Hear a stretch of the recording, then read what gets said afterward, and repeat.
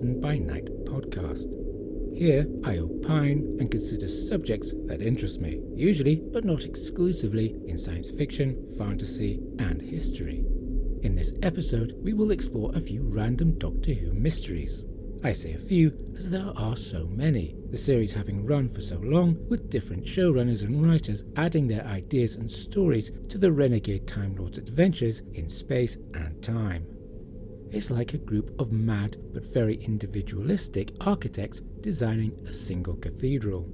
I will keep strictly to the television series, rather than bringing in the extended lore written in novels and audio dramas, because there is a lot. Let's try to keep it canonical. Although there may be some degree of opinion in this episode which you are free to agree or disagree with. Here are a few enigmas to tantalize the critical side of the intellect. Questioning the new regeneration cycle.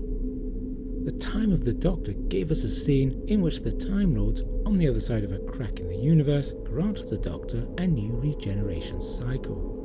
But what we saw was far less regenerative energy than what a typical regeneration produced. The ribbon of energy was rather short and underwhelming. Surely there is more to the process than that. Surely the incorporation of a new regeneration cycle is not a process that can be accomplished remotely. If it can be, then this surely cheapens the regeneration cycle of a Time Lord and removes the danger, and therefore the suspense. There is another question. As we saw in the Time of the Doctor, the key to gaining a new regeneration cycle for the dying Doctor lay with uttering the Doctor's real name through the crack. But this isn't really a foolproof plan, even with a truth field. The Master would know the Doctor's real name, and he would have had a motive for duping anyone on the outside into uttering it, namely extra regenerations. Given that Missy turned up pretty early in the 12th Doctor's first series, suggests the Time Lords, by the time of the Doctor, knew the Master had escaped from Galifrey either before or very closely after the events of the Time of the Doctor. Would they really grant the fellow on the other side of the crack a full regeneration cycle with so many doubts, so many objections? Let's not forget that Clara ultimately did not use the Doctor's real name, and yet was successful. But was the 11th Doctor really the last phase of the Doctor's regeneration cycle? In the Day of the Doctor, we saw all 13 Doctors. As one character clearly said, all 13 of him. This included Capaldi's 12th Doctor and John Hurt's War Doctor, making 13. This scene makes a nonsense of the 11th Doctor's assertion that he was the final incarnation, that the 12th Doctor's Stolen Earth Journey's End regeneration was in fact a full regeneration. As the Day of the Doctor came before the Time of the Doctor, and as the evidence, all 13 Doctors, appear on screen in the first, and as all we really have for the 11th Doctor being the last is his assertion, then we can suppose that it was Capaldi's 12th Doctor who was the 13th and final phase of the Doctor's regeneration cycle. The Doctor's family. In classic Who, there are references to a family, but a family lost or dead, such as in Tomb of the Cybermen, a long time before the Time War. Whilst there was a suggestion out there that Susan was not really the Doctor's biological granddaughter, it seems to have been the intention of the early writers that she was, and in my headcanon at least, she remains a direct descendant of the Doctor. A related question: if we assume Susan Foreman was only an alias to be used whilst attending an Earth school, then did Susan have a real name or title like the Doctor's? Was she the nurse, the ward sister, the receptionist? The Doctor had a granddaughter, ergo he must have had children. Certainly there are casual references to his having been a father. He must have had a wife or mate, and there were many passing allusions, particularly in New Who, to his having been married more than once, 4 times in fact, and one of these was to River Song, and another might have been to Elizabeth I, and yet another might have been to Marilyn Monroe, who knows. But these leave us with at least one and an earthly child. It is clear he had a full life before his escape from Galifrey. Yet it is also clear that something happened to his family. If by the second Doctor they have been lost, then the loss must predate his escape from Galifrey, for otherwise we would have seen something of them during his post-escape journeys. And those post-escape journeys didn't really have a great deal of space between them, with one adventure leading into another. If the second Doctor was 450 years old, and there isn't much by way of a pause between the 10th planet, Hartnell's last serial, and the Tomb of the Cybermen, then we can be reasonably sure that the first Doctor was at least 440 odd years old by the time he appeared in An Unearthly Child. 440 odd years is a long life, with plenty of time to have a family, especially if, as hinted at in Robots of Sherwood, the Doctor came from an aristocratic family. Who is buried on Trenzalore?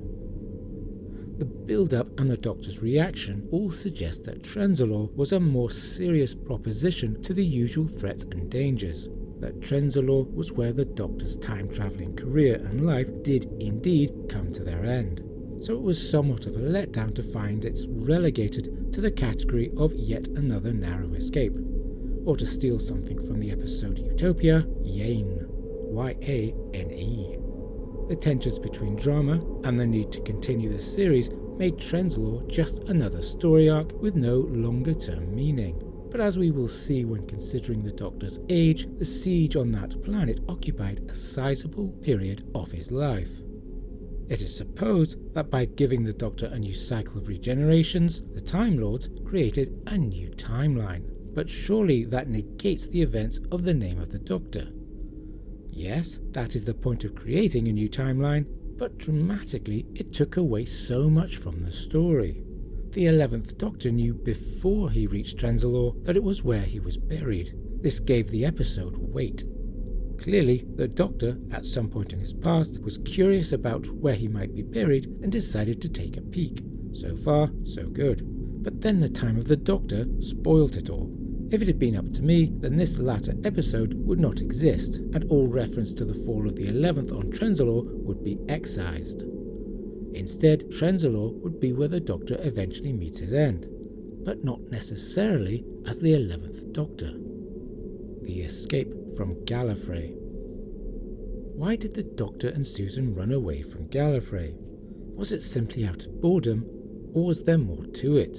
The 12th Doctor, in his confession dial, confessed not to boredom, but fear. Were the Doctor and his bloodline more significant to Time Lord society than he ever let on? One idea in the 1980s was the Cartmel Master Plan, in which the Doctor was the Other, one of the three founding Time Lords, alongside Rassilon and Omega. The 7th Doctor's tenure had many such hints to this end, but the cancellation of the series in 1989 left these thin threads waving in the air, happily. I don't think having the Doctor as one of the founders of Time Lord Society is very interesting. It cheapens Time Lord and Gallifreyan lore by making what might be a long, ancient and eventful history into a shorter, more recent and less rich history. It takes away from Gallifrey's mystery, and it contradicts what we've previously seen of the Doctor's interactions with Time Lords, such as at the end of the second Doctor's tenure. The attitudes of his fellow Time Lords did not suggest reverence. Personally, I would like to think the Doctor was an ordinary civil servant, admittedly of the Pridonian chapter, but whose only individual claim to fame was having a granddaughter who came up with the word TARDIS. Until he ran off, stealing a discarded Type 40 as he did so and ending up hiding in the foreman yard on Earth in the early 1960s. In this scenario, he was bored until something inside him snapped. Perhaps he was bored by Time Lord society, a society so advanced that it had stagnated. For the people of Gallifrey, there were no challenges left, no enemy they could not overcome with ease, no hardship, no poverty, no disagreements, and no new ideas, no excitement, no danger, and nothing to elevate the soul-crushing boredom, rather like a Taylor Swift album. If you live in a society of time travelers, can you ever be surprised by what the future holds? Perhaps there was no great mystery behind the Doctor's escape from Galifrey. I like this scenario as it puts more emphasis on the Doctor's personality and his rebellious nature. He had been fitted with a straitjacket and tried to wear it until his true self burst out. He began as one unremarkable, and yet, through the choices he made and his actions and reactions to events around him, he grew and became extraordinary. If he starts out as extraordinary, for example as the other, then he becomes predestined to be extraordinary. There is no growth, no self-discovery, no road to greatness that he must walk. He starts great and continues to be great, never changing but forever stagnant in his greatness. What was the Nightmare Child? The era of Russell T Davies brought us many good and intriguing phrases and names: the Shadow Proclamation, the Medusa Cascade, the Gates of Elysium, the Nightmare Child. Say what you like about Russell T Davies, there is no denying he could come up with some intriguing phrases. Or perhaps these names are all from Stephen Moffat. Nevertheless, they are intriguing. What was the Nightmare Child? Certainly not next door's brat, nor the feral creature who spoils your cinema visit. We aren't told what it is, at least not in any detail. Was it some gigantic spaceship of some sort? Or some strange, terrifying Time Lord weapon used in desperation? It definitely seemed to have a very negative aspect to it. There is an idea that the Nightmare Child was some form of Super Dalek, the creation of Davros that he lost control over. We know that Dalek Khan rescued Davros from it, losing his sanity in the process. Was this due to the Nightmare Child or the Gates of Elysium? He spoke of flying into the wild and the fire, and dancing and dying 1,000 times, like a sober, scholarly man in a beaver. The Age of the Doctor. Admittedly, asking for a time traveller's true age is never a surefire way of getting you a short answer.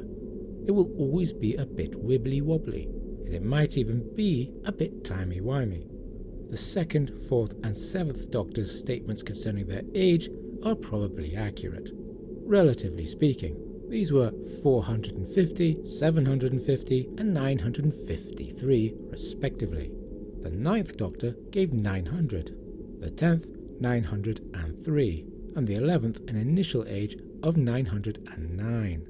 This gives us about a decade between Eccleston's Aliens of London and Smith's Flesh and Stone. Given that the Doctor aged slowly, and that the 7th Doctor in the television movie appeared older than in his final TV episode, we can suppose that as much as 100 years lay between survival and the TV movie. But let's go with 20 years. Sylvester McCoy didn't look that old. The 8th Doctor clearly experienced at least a part of the Time War, and his appearance in The Night of the Doctor was of someone much older than in the TV movie, and so as much as 100 years might have passed over the course of his tenure. The 9th Doctor's 900-year statement might exclude the traumatic events of the Time War, and he might even have rounded down his age further out of sheer vanity, as the 4th Doctor was once accused of doing. His real age, taking into account the 7th and 8th Doctor's tenures, plus the War Doctor, might be around 1,200 years old, which brings us very nicely to the 1,200 years that the 11th Doctor claimed after his hunt for Little Melanie Pond. Perhaps the Doctor had, by then, accepted his Time War years. Or perhaps he didn't, but he spent 300 years in his search. Or perhaps even the 1,200 years are themselves suspect. How long did the Time War last? And is it possible to use linear temporal measurement to measure a time war? It would have been extremely wibbly. If the 12th Doctor's statement about being 2,000 years old was accurate, then the 900-year siege of Trenzalore would take up 45% of his life and his mental and emotional landscape. That's a lot.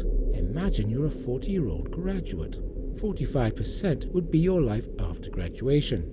Your career, your home, your marriage and children, your growing cynicism, the loss of your six-pack, the realization that you might be in the wrong job, The discovery that the girl you once slept with at university now has a teenaged kid she claims is yours.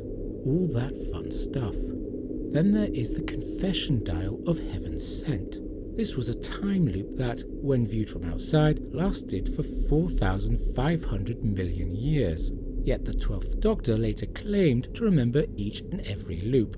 As he began each loop as a copy of the original, it is rather unlikely he would remember, as every copy would be based on who he was on his first arrival in the confession dial, rather than the dying copy which carried with him the memories of the loop. But even if he could, even if the Doctor did remember every loop of his 4,500 million year existence in the dial, then surely it would be the case that he would no longer be the same person.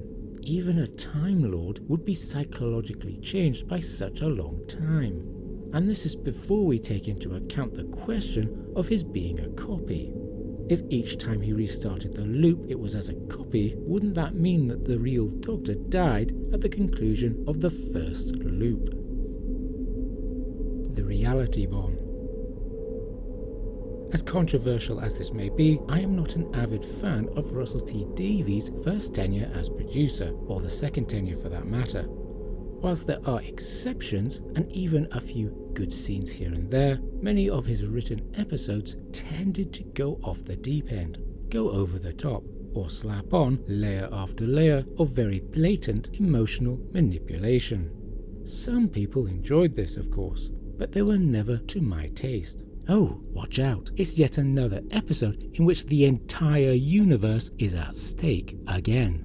This got to be rather tiresome after a while. One such example, however, did bring up an interesting question. In The Stolen Earth of Tennant's third series, Davros revealed his sinister plot to use the Medusa Cascade to destroy not just our universe, but all parallel universes as well. Well, you can't say he wasn't ambitious. But in those parallel universes, there would surely be parallel Davroses with parallel reality bombs, many of which would also be primed to go off. If the reality bomb was as powerful as Davros boasted, then for the levels of destruction he was so keen on, only one of those many parallel reality bombs need detonate. Every universe would then be destroyed, not just ours. But what of those universes without Time Lords? Without Galifrey? There would surely be universes in which the Doctor did not exist, in which Donna Noble did not exist. Chances are that in at least one parallel universe, a reality bomb would successfully detonate, and so through the Medusa Cascade destroy all. That Dr. Donna, eh? What a woman. Concluding remarks. For over 6 decades since Doctor Who first aired, there have been questions. The Doctor's name, for example. Perhaps it really was Theta Sigma, which fits alongside Omega in being Greek. Who was the Veil Yard? And where and when did he fit into the Doctor's timeline? What secrets lay hidden inside the Matrix? No, not that one. Was the Celestial Toymaker a god? How did the Watcher fit into the Time Lord regeneration process? And what was it about the Fourth Doctor's final hours that drew the Watcher into existence? Is the Season 6B theory correct? How did the Doctor get a doctorate in cheesemaking? And is there such a thing? There are Doctor Who mysteries I never want to have answers to, because so much time has passed since the arrival of an unearthly child that no one answer can ever really be truly satisfying and in keeping with the original vision. The original writers and producers in the early 1960s have all taken off in their respective TARDISes. Doctor Who is like a magic trick. We witness the trick performed and are astonished. We long to know how it was done. But then we find out, and the answer is remarkably mundane, and we lose interest. We want the magic. We want the mystery. We don't necessarily want the answers. Thank you for listening.